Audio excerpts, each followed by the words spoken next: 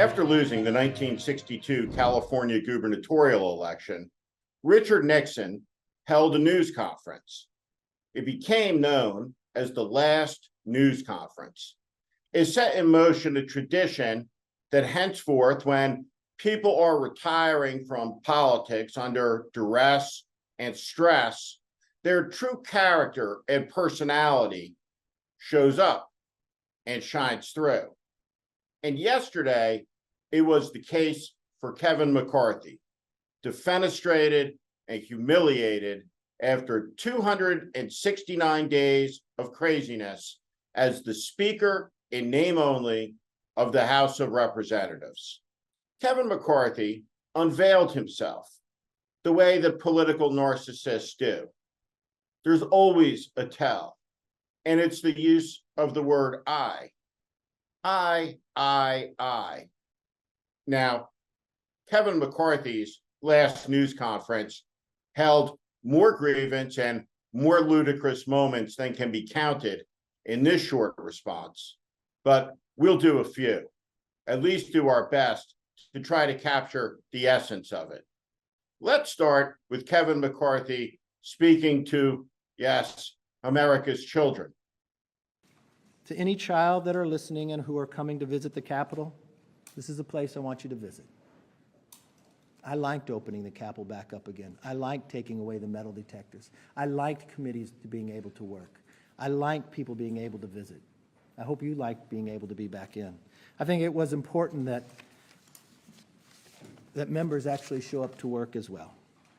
You know, to paraphrase Lou Gehrig, he said, "I might have been given a bad break, but I truly still consider myself to be the luckiest man on the face of the earth."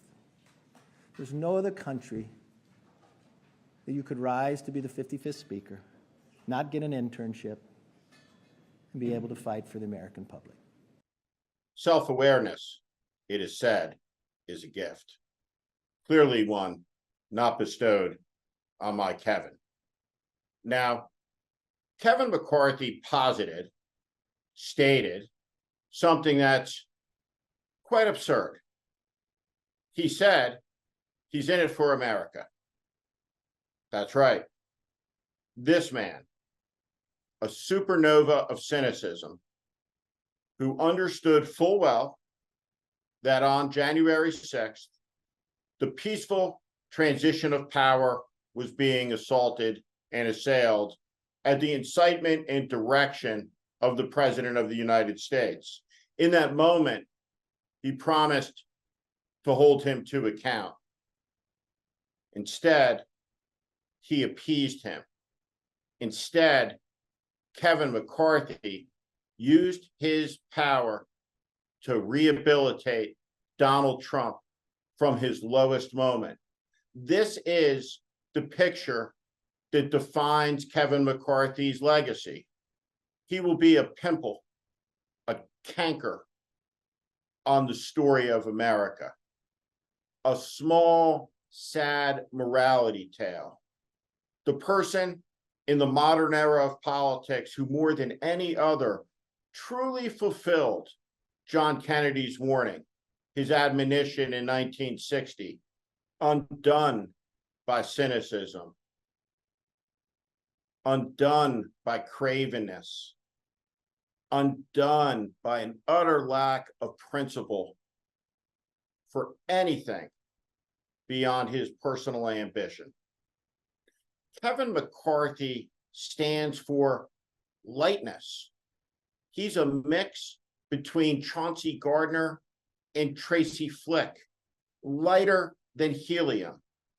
Somebody untethered, obviously, to the basic substance of governance, the basic ideas of the country.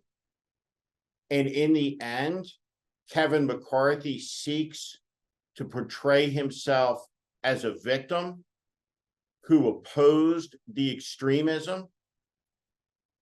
Kevin McCarthy is an extremist. Kevin McCarthy was extremism's handmaid in the United States Congress. Kevin McCarthy's undoing is because of his weakness and his lack of moral fiber, and because of the accommodations he made that he knew would lead to his undoing, because what he wanted more than anything else was a nameplate above his door. For him, that was the sum of his service. His open ramble about how nobody can understand how it is that Kevin has done what he has done, how it is that Kevin of Bakersfield, who providentially, according to Kevin, won the lottery, that helped him open up a sandwich shop, which is mostly BS. The beginning of his rise to the heights of the power of America, the beginning of his rise all the way to the top, where he did what? Suborned insurrection, debased the civics of the country. Kevin McCarthy is a low and dishonorable man. He is a figure who has betrayed his oath over and over and over again, who treated this nation's destiny like his private playground, and who vandalized our civics, our politics with his bullshit, gaslighting, and nonsense. And now, in the end, Kevin McCarthy is deeply aggrieved because, according to Kevin McCarthy, he wasn't saved by, you guessed it, the person who they blame for all things, Nancy Pelosi. You see, as it turns out, in Kevin's deluded mind, Nancy Pelosi had committed to him that she'd always have his back, like he had hers, I suppose. When her husband was viciously assaulted and Kevin was too big a coward to say anything, or the time he joked about hitting the 80-year-old female Speaker of the House of Representatives on the head with a gavel. Kevin McCarthy desecrated the House of Representatives with his incompetence, his ineptitude, and his tolerance for the extremism and the sedition and the lies about a stolen election. And now Kevin McCarthy is gone, defenestrated, inside the tiger that he tried to ride, just like President Kennedy predicted. Thank you for watching. Make sure you subscribe to our channel so you never miss a video. Also, for more content just like this, please consider joining our Warning Premium community. You can find out more in the description below.